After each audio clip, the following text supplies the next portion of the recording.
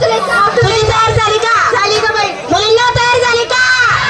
सर्वांची झाली का ग बाई? नेहमीप्रमाणे मावशीबाई आपल्या दाराशी येते. मग आजकाल मी त्याला कारण काय असायला पाहिजे ग? अगं तिची तब्येत खराब असेल. तब्येत खराब असेल? बाई ग, आपल्या मुलीची तब्येत खराब राहिली तर ते आपल्या दारशी हजर राहते. आपण देखील तिच्या घरी जायला पाहिजे. तिचा वाडा कोणाला माहिती का? मला माहितीये. किती गलीला राहते? 6व्या गलीला. खोली नंबर 420. दार पुढे पिंपळाचं झाड आहे, महादेवाचे फोटो आहे. तुला नक्की माहिती? खरंच? का गडी कार्यक्रम चालू झाल्यापासून पाहते काय पाहते? तुझ्याकडेच ध्यान आहे बघ माझं पुरं. काय पोरगा बघ तुला कळून चालायला माझ्या घरी. बरं का? तेव्हा तेव्हा ते तोंडाला हात लावले. अगं तेव्हा माझं बरं काय आहे का? तेव्हा माझं बरं काय आहे का? कोण आहे ग? अगं तेव्हा किती मी केलं तर माझी भावासारखं आहे.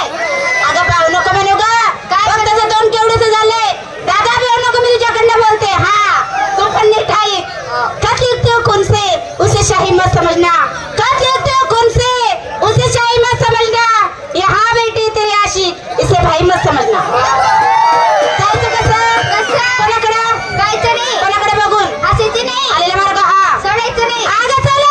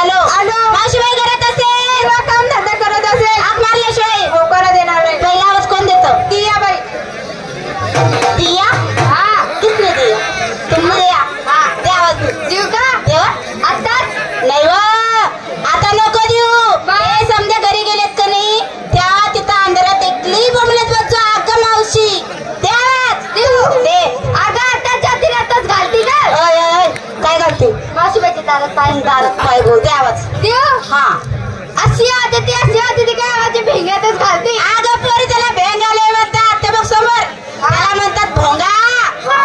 राहू दे भोंगा, नाही तर म्हणशील या भाऊचा पंडित भोंगा. ते आवाज कसं द्यायचा? आवाज कसा द्यायचा? माझ्याकडनं शिकून घे. आवाज कसा द्यायचा? कसा? वरची अशी दाबून धरायची, खालची मोकळी सोडायची. बघ आवाजाची मोठी वा बघ त्याला माहितीये. देव माझ्या लक्ष दे. हा